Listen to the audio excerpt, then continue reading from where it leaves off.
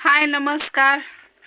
तर सक्रातच म्हणते. पंचमी झाली, रक्षाबंधन झालं, लग्न झाली. आता कोणचा सण यायचा? आता श्रावण चालू आहे. आता श्रावणचा तिसरा सोमवार का चौथा येईन. मग श्रावण कुणी कुणी पकडलाय? आम्ही तर पकडला बाय श्रावण. आमच्यात कटिक्षा असतंय श्रावण. देव पण बघा, देवपूजा झालेली आहे. पचत्र काय करावा, मांजर पाळत आम्ही नाही, पण ही दुनियेची येते ती मांजर. तर जाऊ द्या, मी बोलते. तर हो का, बानूचं जेवण झालंय, आंघोळ झाली, बानू मस्तपैकी झोपली. आता खेळत हो का, बघू शकता कसं चाललंय खेळणं. कुठं जायचंय आता? कुठं जायचंय? हा का, इथं लागलंय. हा कोपर आपटो आपटो आपटो आपटो. हो का, किती लागलंय बघ. काय करावं, पोरगी लय आगाव आहे. लय आगाव पोरगी आहे बघा. बघती अजून. लय आगाव पोरगी आहे. नाही म्हणती. काय बघती माझ्याकडे? तुला बोलती बी. बघितलं का? तर चाललाय बाणूचा खेळ. मस्तपैकी जेवण झालंय. तर म्हणलं चला तुमच्यासोबत थोड्याशा गप्पा मारावा. तर पचत्री लावलं की मांजरं आम्ही पाळत नाही. मस्त मांजरं काशीमाया असते ती. पण दिव्यातले वाद प्यायचं, वाद बी खायची. ती तेल आणि त्यांना काही म्हणजे चव लागते का काय होतंय काय माहीत, त्यांनाच माहीत. तर बोलताना का असा दम भरतोय. आणि 2-3 दिवस झाले माझ्या छातीमध्ये इथं लय दुखायला लागले. पण देवाला हेच मागणं आहे की देवा मला अजून चांगलं बळ दे. का, मला तर जगण्याची उमेदच नाही, पण लेकरांमुळं जगायचंय. खास बानूमुळं जगायचंय मला. हिच्यामुळं. दीक्षाचं काय नाही. दीक्षाला खाता येतंय, पिता येतंय, बोलता येतंय, सगळं येतंय दीक्षाला. मला तिची पण माया आहे, असं काही नाही की तिची माया नाही. पण ती शाळेसाठी लांब आहे आणि शाळा शिकणं खूप गरजेचं आहे. बरोबर. माझी नाही झाली शाळा, मस्त मी अडाणी आहे. मला वाचता येत नाही, मला टायटल टाकता येत नाही, मला काही करता येत नाही तसलं. हो का, जसं आहे इडिकिन सुद्धा करता येत नाही मला. पण जसं आहे तसं सोडायचं. कारण का, आपल्या तोंडातनं वाईट येतच नाही.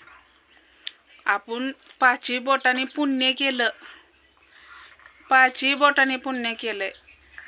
काय गाणं आहे ना ती, आईबापाला सांभाळलं, आईबापाला सांभाळतीये, 2 लेकरं जगवती, आईबापा जगवती. तर मला माझ्या आईबापांचा खूप अभिमान आहे. मला ही त्यांनी दुनिया दाखवली आणि हे सगळ्यांनाच आईबापा दुनिया दाखवती, माझीच नाहीत, ही सगळ्यांना दाखवलेली आहे. पण आज आईबापाबद्दल मी बोलणार आहे. माझ्या आईबापांनी एवढे कष्ट खाल्ल्यात की जीवाचं रान केलंय लेकरांसाठी. जीवाचं रान केलंय. पण कसं असतं माहिती आहे का, ज्या वेळेस त्यांच्या हातपाय चालतात त्यावेळेस त्यांचं कर्तव्य असतं लेकरांना मोठं करायचं, त्यांची लग्न करून द्यायचं, त्यांची म्हणजे नातुंड सांभाळायची. आता आजकाल तर कसं झालंय, लेकाची नातुंड असतात का नाही.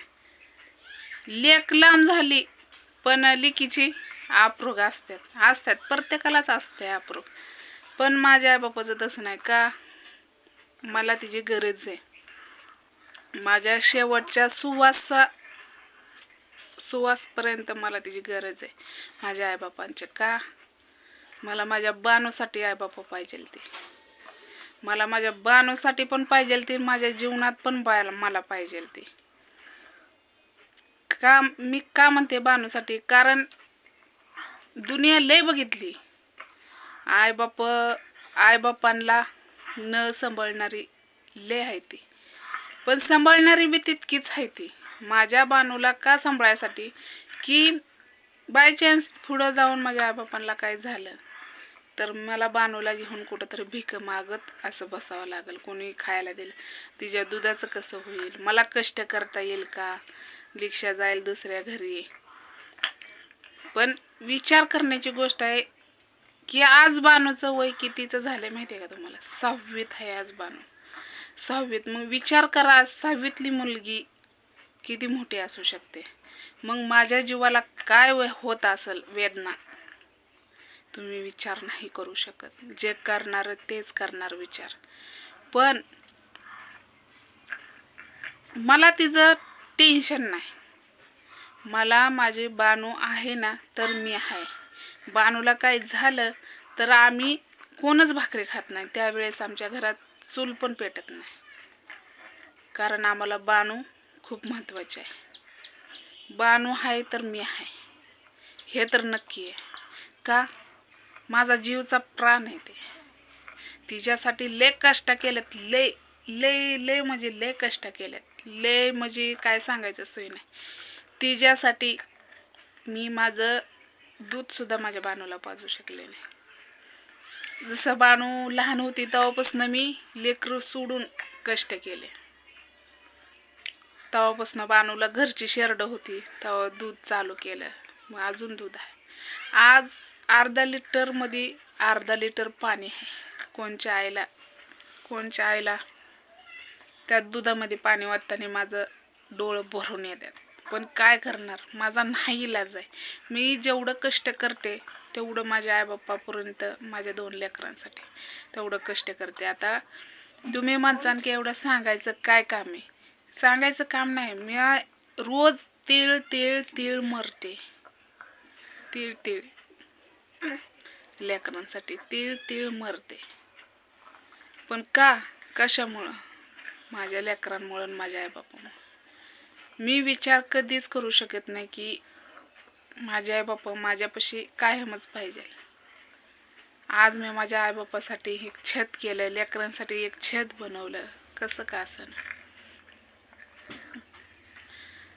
ती गाणं आहे ना, मिळणार नाही पुन्हा आई बापाची माय, तुला मिळेल बंगला गाडी, शेतवाडी बंगला गाडी, तुला मिळणार नाही पुन्हा आई बाप जिवंत असता. एकदा ना माती आड गेली ही मूर्ती, 4 दिवस रडायचं. त्या दगडाला पाहिजेल तितकं खायला द्यायचं.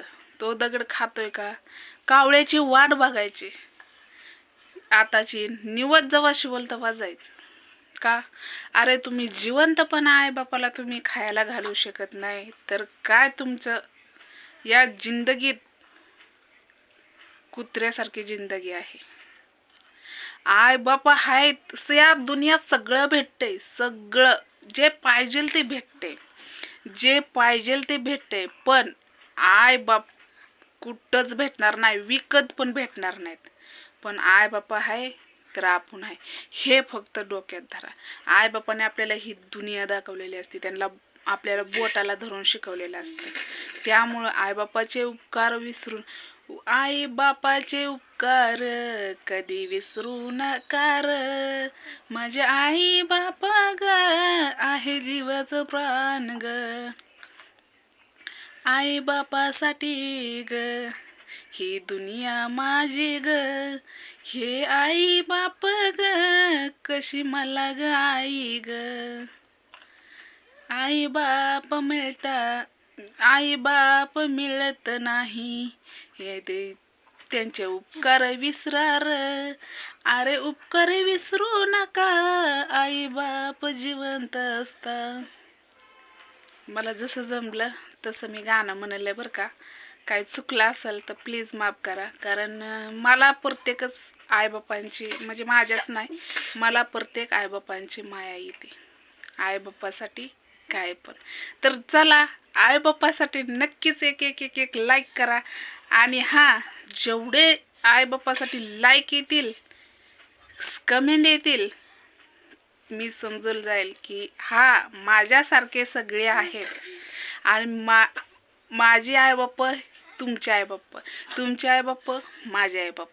तर आपल्या आईबापांसाठी नक्कीच एक लाईक करा. माझ्याच नाही तर तुमच्यासुद्धा आईबापांसाठी एक लाईक करायला विसरू नका. आणि नक्कीच मी ते कमेंट वाचून तुमच्या माझ्या आईबापांची नावं घेणार हे विसरू नका. नक्कीच एक एक आपल्या आईबापासाठी लाईक करायला विसरू नका. तर चला बाय.